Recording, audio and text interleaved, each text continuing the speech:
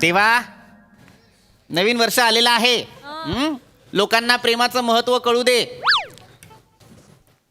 माझ्याही प्रेमाचं महत्व कळू दे. कुणीतरी पाठव आयुष्यात. किती काळ मी असा एकटाच गच्चीवर बसून चांदड्या पाहणार. देवा, सगळ्यांना सत्सक बुद्धी देच, त्याचसोबत सद्बुद्धी सुद्धा दे. आणि हे ज्ञानार्जनाची जी सवय आहे ती लोकांमध्ये वृद्धिंगत होऊ दे. हो मास्तर, नको काय कशाला नको म्हटलं तरी. नको बाबा, काहीतरी करत असते ना ती. नाही एकटा तो.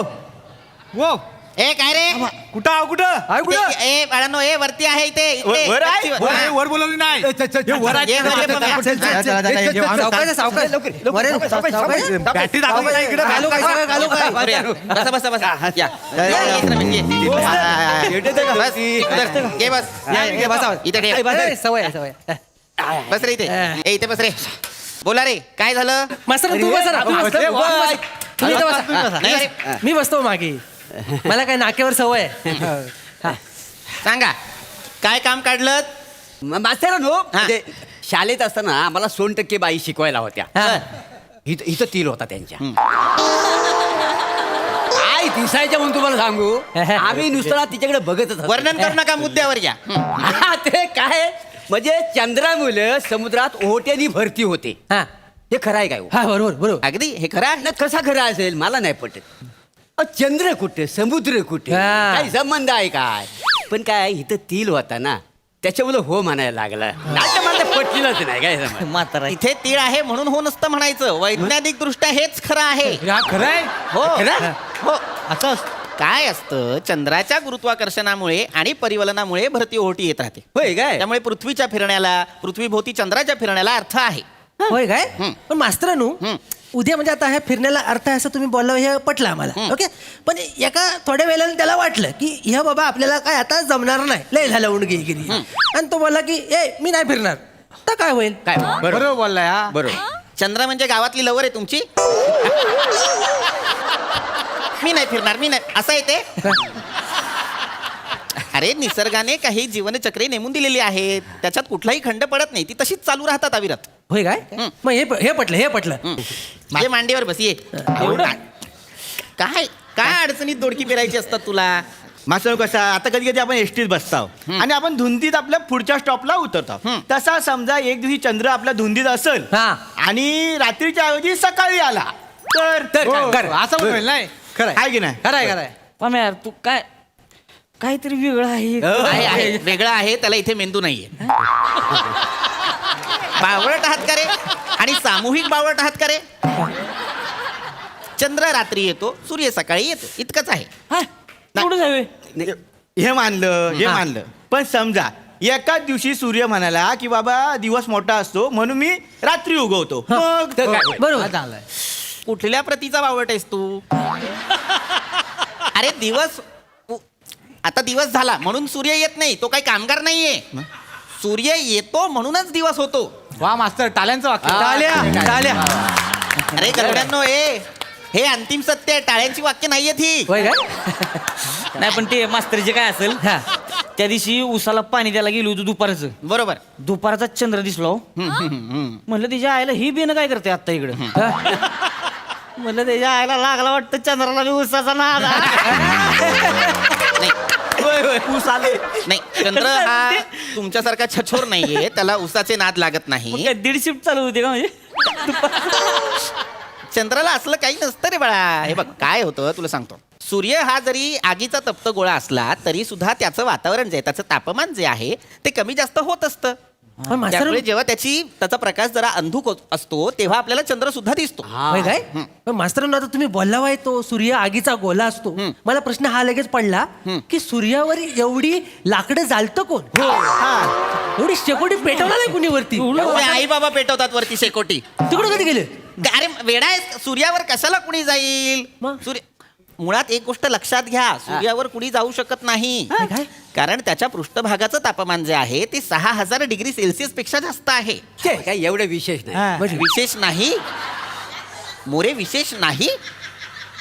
तेवढं काय आहे हा. 100 डिग्रीच्या वर गेल्यानंतर पाणी सुद्धा उकळतं. उत्कलन बिंदूत 100 डिग्री आहे, तो 6000 डिग्री सेल्सिअसला आहे. विचार करा. म्हणजे सूर्यावर पाणी केवढं तापत असत बापरे.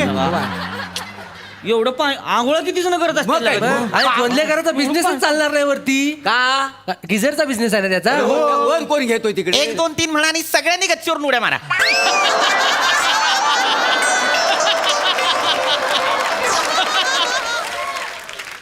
काय अक्कल लावताय रे तुम्ही?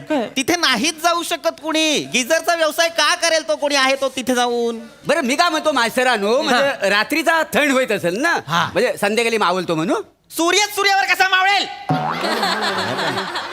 कुठले लॉजिक सांडलेले आहेत तुम्ही आज? मास्तरांनी ही सगळ्या जुन्या लोकांनी लपडी करून ठेवलं. एकत्र लावायचा सगळा मग मस्त झाला. नियोजनच केलेलं ना. गणपतीचं डेकोरेशन आहे तुझ्या घरातलं. चायनीज लाइटिंग आहे ती एकत्र लावायला. खोबडावीन मी तुला. मुळात तिथे जाऊ नाही शकत कुणी, हेच सांगतोय. तिथे मानवी आयुष्य नाहीये. असं कसं लगा कुठतरी असलच की लगा, हा, आपल्याकडे हा, कोणतरी असेल. असेल की. मग ते माझा लगा 6 एकर ऊस आहे. वाईस कुठं काय सळसळलं मी सांगू शकतो कोण होतं तिथे. माझं गणितच वेगळं आहे. तिकडं कसं कळणार नाही कोण नाही म्हणून. विश्वाचा पसारा म्हणजे तू लावलेलं शेत आहे का रे? मला मान्य आहे की कुठेतरी कुणीतरी असू शकतं, मान्य आहे. पण काय, शास्त्रज्ञांच्या अनेक पिढ्या गेल्या ते शोधण्यात. तू 6 एकर ऊसावर सगळं गप्प बस. 6 एकर ऊस लावलाय म्हणून. लक्षात घ्या, खगोलशास्त्र हा एक फार वेगळा विषय आहे. त्याच्याबद्दल आपण नंतर बोलू. ही जी अख्खी सौरमाला आहे, 8 ग्रह आहेत की नाही आपले. हा आता आपण रस्सीवर कसे कपडे वाळत घालतो, अगदी तशीच नाही, पण त्याच रचनेत काही अंतराने हे ग्रह आहेत. लक्षात घ्या. चिमटे लावलेत काय त्यांना? थोडा मी तुला कपडे वाळत घालतो म्हणजे ग्रह वाळत नाही घातल्यात कुठे. एवढंच लक्षात घ्या की बाबा इथे सौरमालेत वेगवेगळे ग्रह आहेत. पृथ्वीवरती आपण राहू शकतो, बुधवर आपण नाही राहू शकत कारण बुधवर वातावरण नाही, त्याला चंद्र नाही.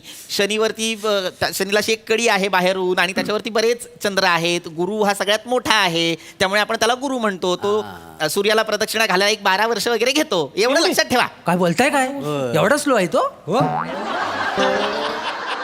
12 वर्ष होईल लगा. 12 वर्ष लागतात. 12 वर्ष मग लय झाली. तुमच्या आलेलं आहे ना लक्षात. हो, हो, हो. हा, तेवढं लक्षात ठेवा. कळलं? हा, जा. पण मास्तरानो, हा. काय तुम्हाला नॉलेज आहे हो? म्हणजे एक नंबर. अरे, या हुशार आहो तुम्ही. म्हणजे पूर्ण तुम्ही वेळ तुमचा वाचनातच घालवतो आहो काय. नाही, बऱ्यापैकी. पण मी काय म्हणतो, एवढं ज्ञान काय उपयोगाचं मला सांगा. हा. आता मी शिकलो नाही तरी मला 2 पोरं आहेत. बरोबर. तुमचं अजून लग्न पण झालेलं नाही आहे. त्याचा काय संबंध इथे? हं? तुमच्या 2 मुलांचा काय संबंध इथे? या विश्वाच्या पसाऱ्यात तुमची 2 मुलं म्हणजे केळ्याची 2 सालं आहेत. लक्षात ठेवा. गेलीची झाल्यात म्हणजे पोरं. तुम्हाला एक बोललो. नाही बापू. सतत माझ्या लग्नावर येऊ नका. मी स्वेच्छेने अविवाहित आहे. लक्षात घ्या. नाही स्वच्छते करा नाही तर कसं हा. करा. मुलात कसं आहे, आपलं आयुष्य कशाला ताणायचा, फुकट कशाला घालवायचा. मास्तरांचं आहे की नाही गुरु सारखं आहे. गुरु गुरु. लय स्लो कामकाज आहे. होय होय. खरं आहे. नाही नाही, मास्तरांचं बुधासारखं आहे. वातावरण नाही त्यामुळे वस्तीच नाही.